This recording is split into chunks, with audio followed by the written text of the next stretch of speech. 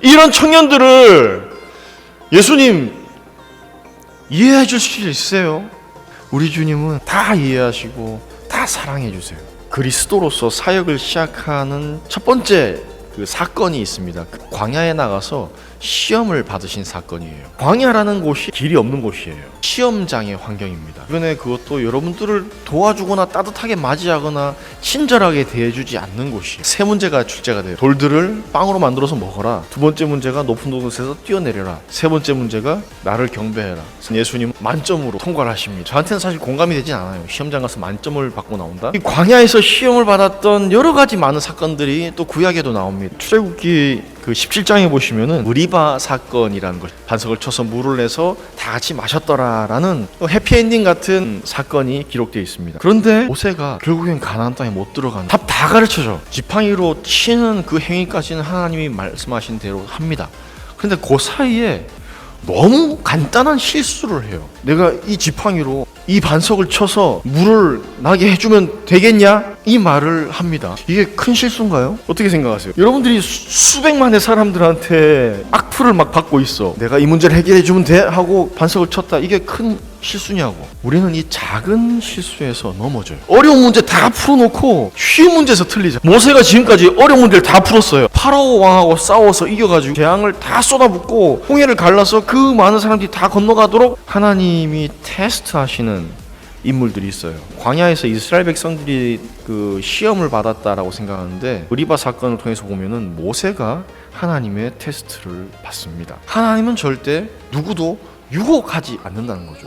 정말 어려운 거는 시험이 아니잖아요. 우리가 넘어지는 것은 유혹입니다. 그 시험을, 그 유혹을 이기고 통과할 수 있는 길을 예수님이 보여주신다는 거죠. 사탄이 가지고 온 이 광야 시험장에서의 이 문제들에 대해서 말씀으로 하나하나 다 응답을 제출하면서 이기는데 과연 우리는 그렇게 할 수 있을까? 청년들의 삶의 현장에서 얼마만큼 어떤 유혹이 다가와도 모든 그 유혹 앞에서 말씀으로 다 그 유혹들을 깨면서 이겨내는 그런 청년들이 과연 얼마나 될까?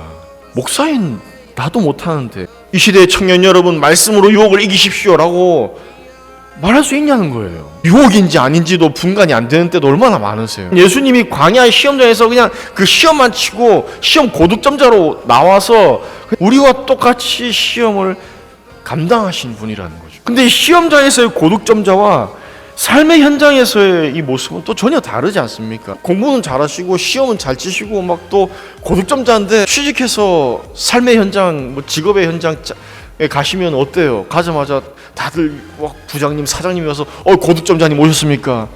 저희 회사에 와주셔서 감사합니다 하는 가면 정말 바보 취급받지 않아요? 이것도 못해, 저것도 못해, 이것도 몰라? 정말 무능력한 청년으로 대접받지 않으십니까? 이런 청년들을 예수님 이해해 줄 수 있으세요? 우리 주님은 다 이해하시고 다 사랑해 주세요.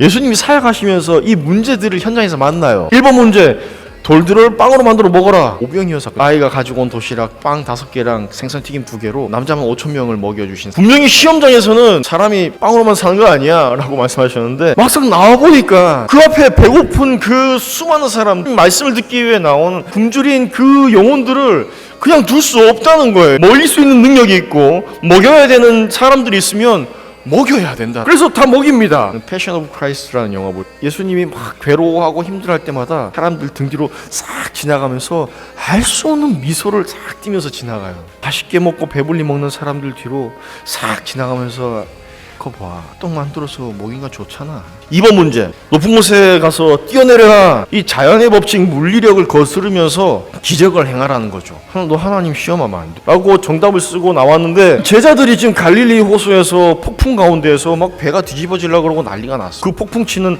물 위를 걸어오시잖아요. 예수님이 제자들을 그냥 그렇게 둘 수 없었던 예수님은 물 위를 달려오실 수밖에 없다는 게 3번 문제, 오직 하나님만 경배해야 되는 거야. 마지막 문제가 십자가 위에서. 그런데 결국 십자가에 달렸을 때 사람들이 뭐라 그러냐면은 내려와 봐라, 네가 너를 구원해 봐라. 그 모든 상황이 다 정리가 되어 그 모든 영광을 다 받을 수 있는 상황이었습니다. 앞에서는 배가 고픕니다, 죽겠습니다 라는 그들의 일상의 그 간구에 예수님이 어떻게든 응답하시고 반응하시고 했지만 네가 영웅이 되어봐라 라고 했을 때 예수님은 사람들의 뜻이 아니라 당신의 뜻이 아니라 하나님 아버지의 뜻대로 그 모든 죄를 위해서 죽음을 감당하신다는 거죠.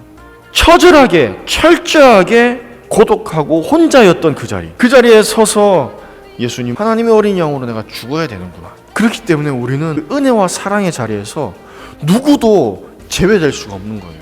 우리 일상의 삶의 현장에서 구원의 길을 열어주셨다는 거예요. 그 배고플 때의 그 아픔을 아시고 죽음의 공포 앞에서의 두려움을 아시고 그렇게 발벗고 나서서 도와주신 그 예수님이 하나님의 그 보좌 앞에 나아가는 길을 열어주신 분. 코로나 시대에 우리의 신앙의 여정은 또 광야 같은 길일 수도 있습니다. 거기에 길이 있다면 오늘 예수님이 만들어주신 이 구원의 길, 복음의 길, 생명의 길이 있기 때문에 그 길이 있으면 그 사막을 건너갈 수 있습니다. 그 길을 따라가면 이 모든 고난을 통과해낼 수 있습니다. 길이 없어 죽어가는 영혼들, 그 영혼들이 이 길을 따라서 주님의 보좌 앞에, 은혜의 자리 앞에 나올 수 있도록 그 길의 주인공들 되시기를 간절히 바랍니다.